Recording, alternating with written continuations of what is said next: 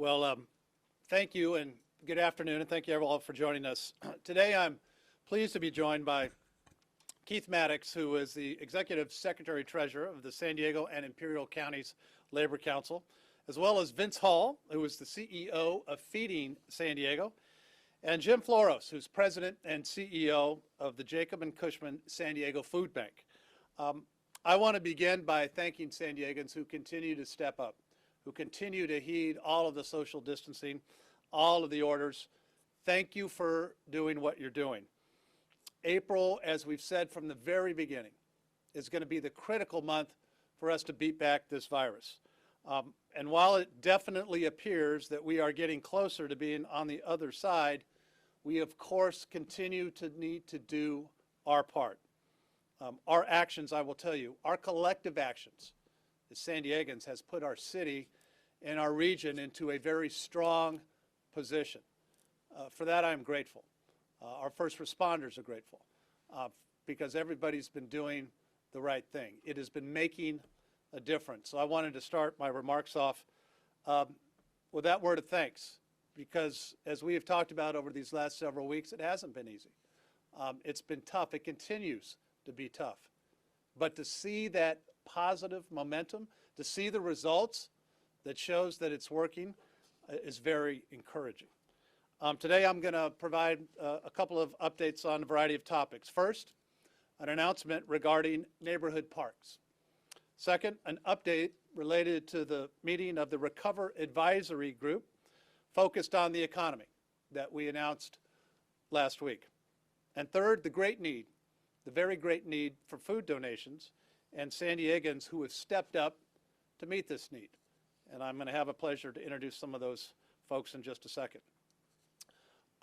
Topic number one, the limited reopening of neighborhood parks. We've come a long way in 5 weeks. We have indeed seen a lot of progress. So today I want to provide an update on our parks and steps that we are taking and continue to take if we see the continued positive results. Because there is a light at the end of the tunnel. In March, late March, as I think everyone knows, we closed all parks and beaches. We had too many gatherings and potentially spreading the virus.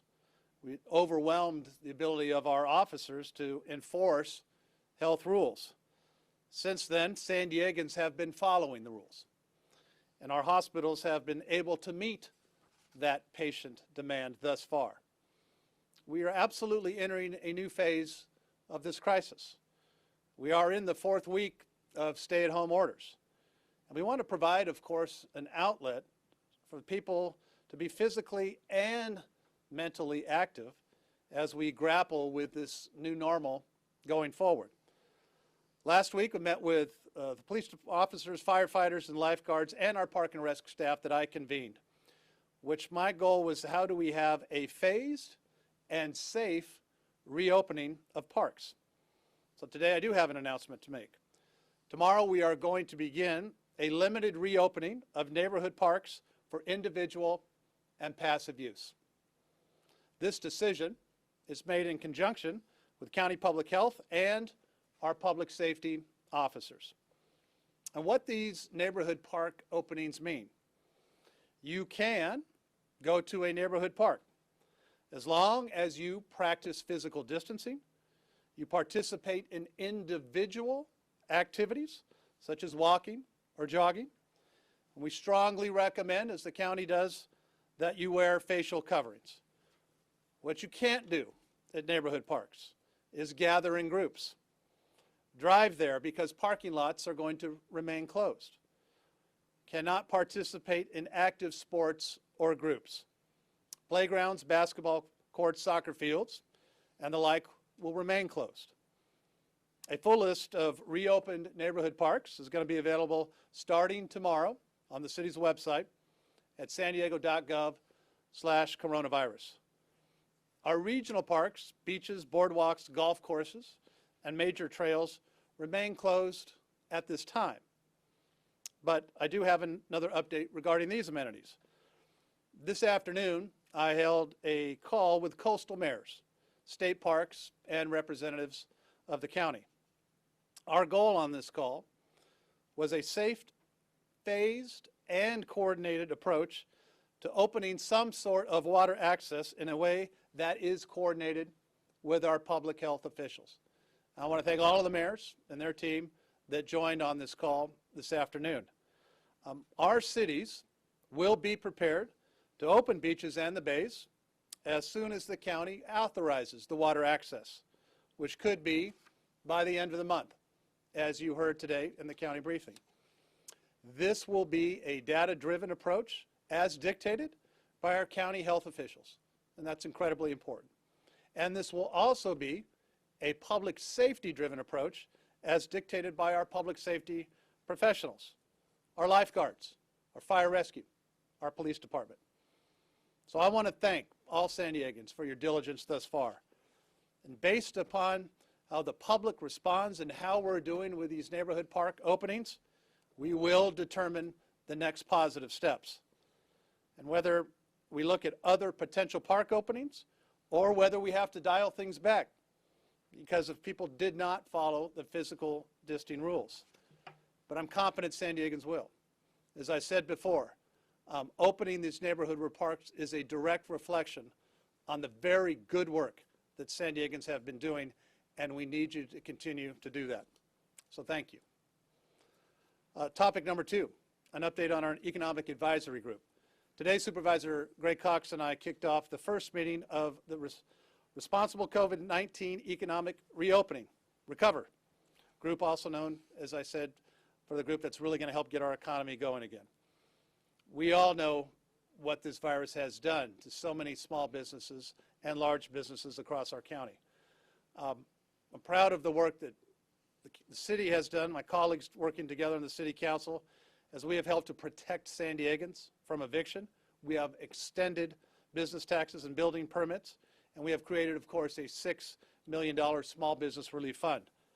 But there is so much more work that still needs to be done.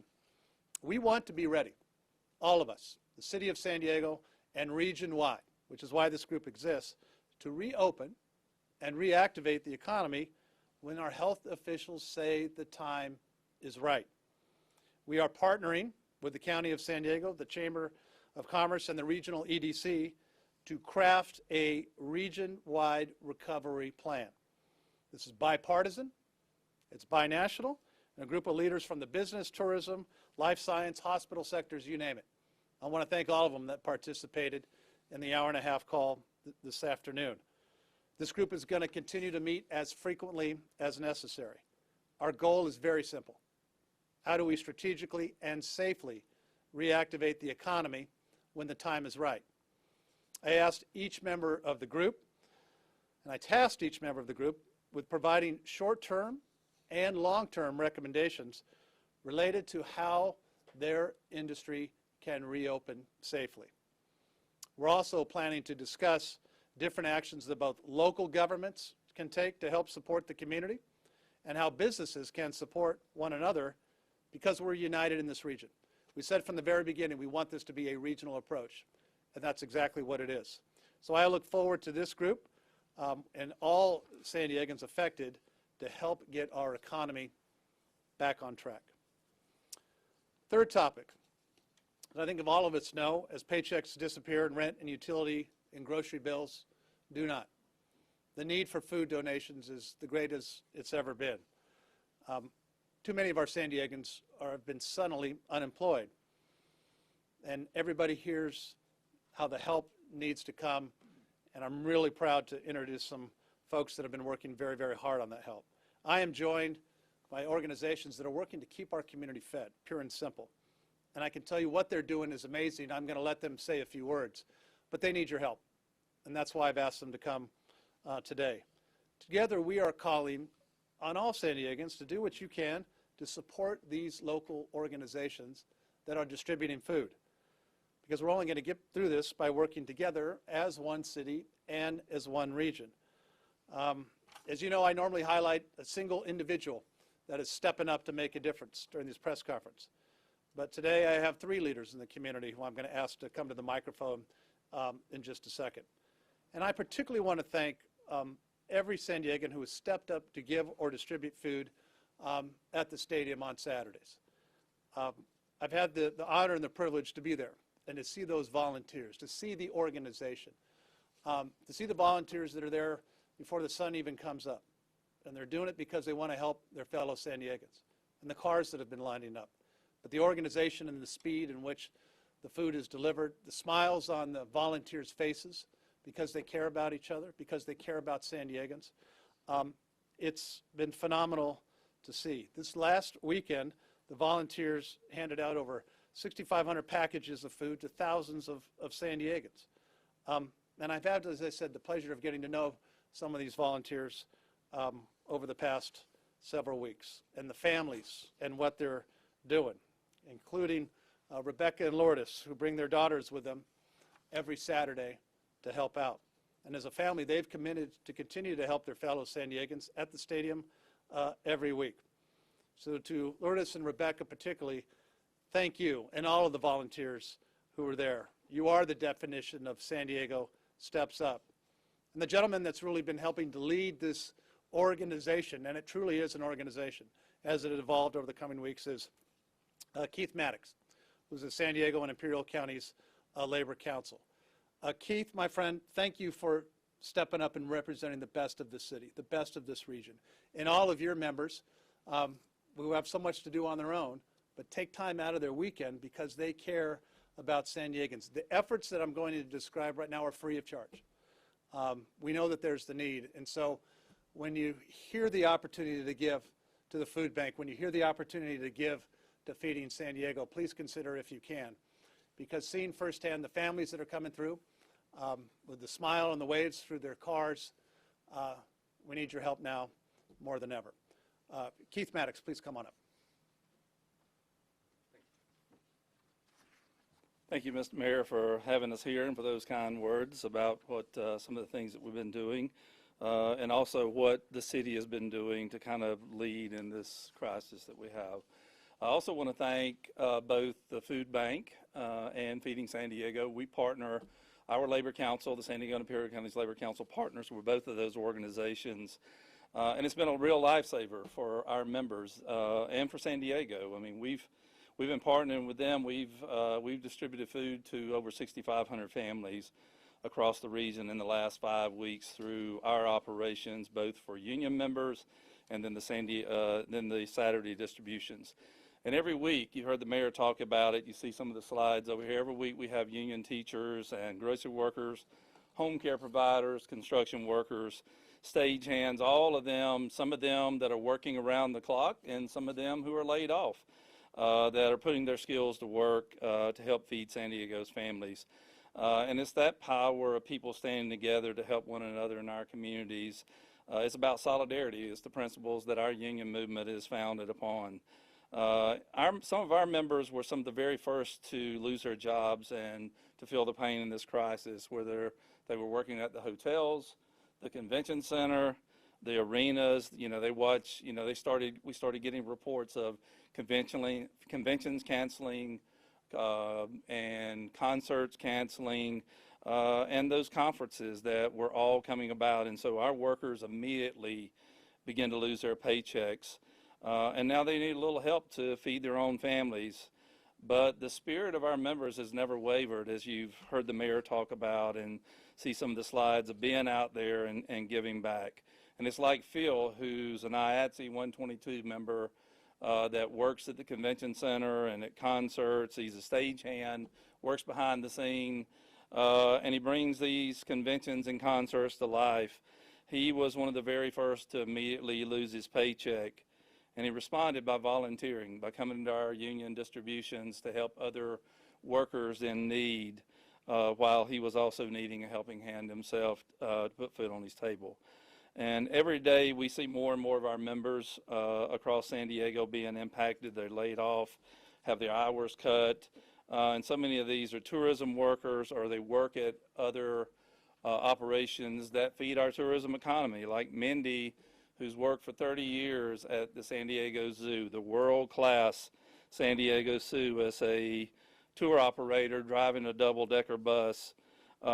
She's had a career of helping others and being able to show people across the globe about the San Diego Zoo, and now Mindy is being laid off and needs a helping hand to put food on her table as well. There's thousands of stories like this about Mindy and Phil all across this city, and that needs that help. You heard the mayor talk about the distribution. If you ever get the chance just to look and see what it looks like with 1,100 cars lined up on a Saturday waiting for food, they get there for a 9 o'clock start. When we get there at 5:45, they're already lining up in the mornings. You know, just looking and needing help. They route that entire stadium. They fill up the parking lots throughout there, and there's thousands of people that we have to turn away that we can't get to that day. It's heartbreaking. I mean, it's really heartbreaking. And these are proud workers that many of them's never been without a job, never asked for a helping hand, but that needs one now. And we got to all do our part to lend that hand. It's that labor movement solidarity that we talk about, standing together with each other in times of need. This crisis is nothing like we've seen. This is one that it started as a health crisis, then it became economics, and now it's just being about putting food on the table. And you'll hear our friends at the food bank and at Feeding San Diego talk about the struggles to keep food in here to feed as many people that's hurting right now. So, you know, today we're asking the public to join our labor movement in solidarity. You heard the mayor talk about funds that everybody's raising. We've set up our own fund to help workers impacted by the crisis as well. And our unions, we develop relationships with these workers. It's our members. You know, we're out there every week trying to help them put food on the table, but also trying to help them file their unemployment claims and get that moved through the system, to help them with paying their utilities, to help them try to get access to that, and to help them try to maintain their health care, because so many of these laid off workers now are beginning to lose their health care. So if you're watching this and you know you have a little extra, you can give as little as $10 to help workers like at our hotels and convention center, arenas and the zoo and airport, parking lot attendants, and many, many other workers that's out of work needing a helping hand. You can contribute to our union member fund at www.unionyes.org/donate. And what I would say is, you know, we all need a help right now. You know, we need you to stay safe. You heard the mayor talking about opening up parks, community parks. You know, we just ask everybody, you know, follow the guidance of our health officials, wear your mask, keep your safe distancing, and all let's stay safe and healthy during this time. Thank you. Thank you, Keith. And again, thank you for the phenomenal work that you're organizing every single Saturday out at the stadium. Next, I'd like to have Vince Hall come up with Feeding San Diego. Vince, thank you for everything that Feeding San Diego continues to do more and more and more every week. We need you now more than ever. Come on up.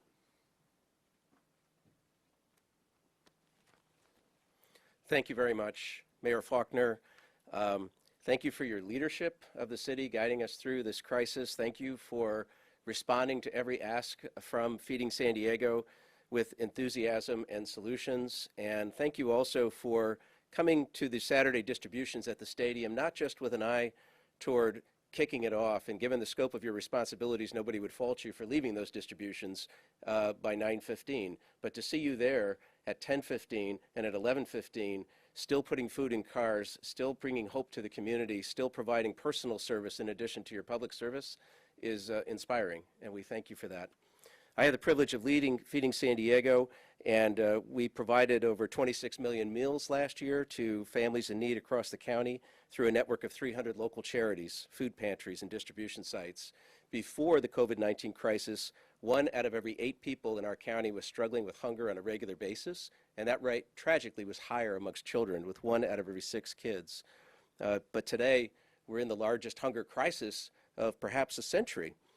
Hundreds of thousands of San Diegans are in need of food assistance due to unemployment, to school closures, to business closures, and many of these families are accessing food assistance for the first time. Feeding San Diego is operating a vast food rescue network across San Diego County, rescuing food from 530 places, and that's food that would go to the landfill if we weren't capturing it and diverting it to families in need. But unfortunately, because consumer demand at grocery stores is so high, that food has been cut by almost half. To supplement that, we have in fact been buying food at an enormous rate. In the last 4 weeks, we have purchased 60 truckfuls of food, and we have spent over $1.5 million on food purchases.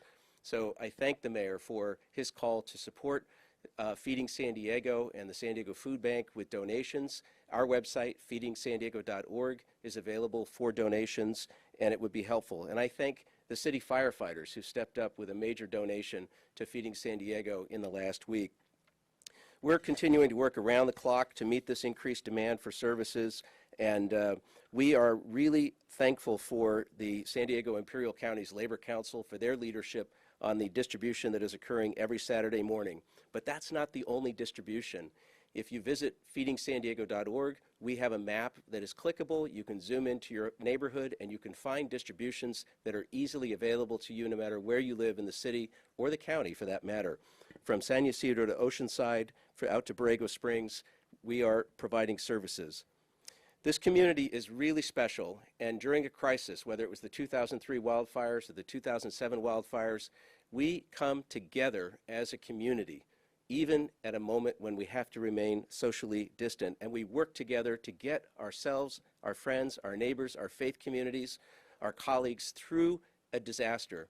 And Feeding San Diego needs the community's help now more than ever.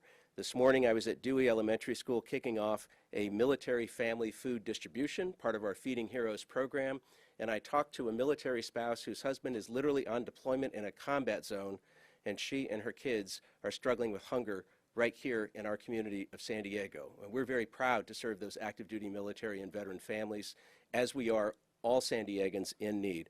Mayor Faulconer, thank you so much for inviting me to be here today on behalf of everybody at Feeding San Diego, our board of directors, our volunteers, and our community supporters. We really appreciate this recognition and this call to action for the betterment of San Diego.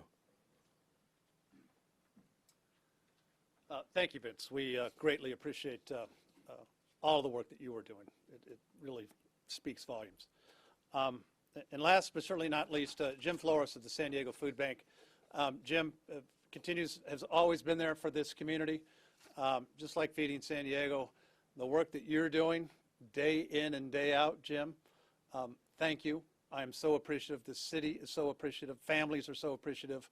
And please come up and take the opportunity to say a few words.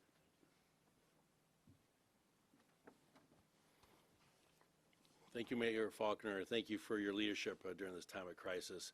The first and most important message to get out to the community is that the San Diego Food Bank and our North County Food Bank chapter are open for business. There's enough food, and people should just work within the system to get the food they need to feed their families. All of our programs will continue during the crisis. Before the crisis, we estimated about 1 in 7 people in San Diego County, about 450,000 people were termed food insecure. We are feeding about 350,000 people a month, and we do that through 200 distribution sites strategically located throughout the county, and a network of 500 nonprofit partners that have feeding programs. Just in the month of March, we saw a 67% increase in the amount of food that we distributed. That's about 50% more than we did last year at this time, and we fed an additional 200,000 people just during the month of March. And we think as we move into April, that number is going to go exponentially. We could feed up to 700,000 people in the month of April. For people who need food, call 866-350-FOOD, 866-350-FOOD, or log on to SanDiegoFoodBank.org. Get food. Each week we update our website, and we will list out the 100 food distributions that we'll be conducting that coming week, and that's not including the network of 500 nonprofit partners that we partner with. We have a senior program that provides food boxes to 14,000 seniors each month. All 65 of those sites remain open. So as I said, again, we are conducting over 100 distributions per week. We've put together a number of food distribution safety precautions. We have touchless distributions, food lines, social spacing, and obviously seniors who participate in the senior program can send a proxy to pick up their food box. We have warehouse precautions for our volunteer base. Again, social spacing, gloves, masks, hand washing station sanitizer to ensure that our volunteers are safeguarded for their good work that they are helping us package and sort the food that we get out on a daily basis. So how can San Diego be part of the solution? What's the call to action? Well, we still need volunteers because, again, volunteers are a key part of our distribution model and our supply chain. The volunteers, the community has really heeded our requests, and we've seen volunteerism has actually increased about 26%. Food donations. We absolutely need food donations. Actually, since the beginning of the COVID-19 crisis, we've seen almost an 80% drop of food drive donations. So if people want to help out, be part of the solution, and donate food, we appreciate that very much. Any shelf-stable product would be great. We love protein, so peanut butter is king. So donate some peanut butter to the San Diego Food Bank, and obviously financial contributions because we are ordering a lot of food, as Vince mentioned. We put in our first $1 million order of food about 2 weeks ago. That second $1 million food order is on its way, and the third one is probably close behind that. And that is not something that we normally have done. So we're working hard to make sure there's enough food to feed those in need. If we all band together and we stay calm, we can weather the storm. Thank you, Mayor Faulconer, again for your leadership during this time. Thank you, Jim. Thank you so much. I appreciate all of your help and support with the literally life-changing work that you are doing for San Diego families. With that, we will conclude. We will get through this together, working as one city to get us on the other side of this. And I'd be happy to pause and answer any questions from members of the media. The first question from today comes from Laura with 10 News. Go ahead, Laura. Hi, Mayor. Yes, I have a two-part question. I wanted to know if you could provide a more specific timeline for when the beaches will be reopened. And then with the warmer temperatures that we're having towards the end of the week, how do you plan on making sure that people aren't going out there to enjoy the sunny weather that we're going to be getting? Oh, great questions, and thank you. I think what you heard today with from our county public health officials, as San Diegans have continued to do the right thing, and April was going to be that key month. If that continues and those metrics continues, as they mentioned earlier this afternoon, that we might be in a position to open up that access by the end of the month. I'm going to make sure that we as mayors have a plan that is ready to go if in fact and when that water access is reopened. And I'm pretty confident that by San Diegans continuing to do what they've been doing, that will get us to that time. And I think that answers the second part of your question, which is we know it's been tough, we know it's been difficult, it's been a little cold and rainy. That's going to change in the next couple days. But again, we do not want to give back those gains. We want to continue what we're doing so we can gradually do the release valve. I think with neighborhood parks, San Diegans are going to be able to do the right thing, do that practice and do that social distancing. So as we get that information from the county as to whether we're able to move forward with the beach water access by the end of the month, we will have plans in place to make that happen, whatever date that ends up being. And the next question comes from Andrew Bowen with KPBS. Balboa Park is a regional park, but parts of it act more as neighborhood parks. Will parts of or all of Balboa Park be opened tomorrow? Good question, Andrew. And yes, Balboa Park serves, of course, as a significant regional parks, but there are portions of Balboa Park that do serve more of a community and neighborhood aspect, particularly some of those areas, for example, the West Mesa. To make sure we have all of the specifics, I'd encourage you to go to the city's website. Things like museums and others as part of Balboa Park will not be open, of course, but some of those smaller neighborhood areas will be. So you can go to the city's website for all of that information. And the last question comes from Ken Stone with the Times of San Diego. Do you support Chief Nislight's decision not to cite downtown protesters on Saturday? The police department's done a remarkable job, really balancing protests, people's First Amendment rights by keeping people safe. And again, we strongly are encouraging everybody to follow those social distancing rules. By doing that, that's what has enabled us to help flatten that curve and get us on the other side sooner rather than later. And please do that because It's important for our first responders. We've talked about police officers, lifeguards, fire rescue. The police department has a very important job to balance all of that versus our First Amendment rights. They will continue to exercise, I think, the appropriate discretion and balance. Not an easy thing to do, but I continue to strongly support the department in terms of the approach they're taking, which is to strike that right balance in terms of First Amendment and also the continued effort to ensure that we are practicing social distancing. I believe that's our last questions. Again, I want to end where I began, which is to say thank you to San Diegans for continuing to do the right thing. The results are encouraging.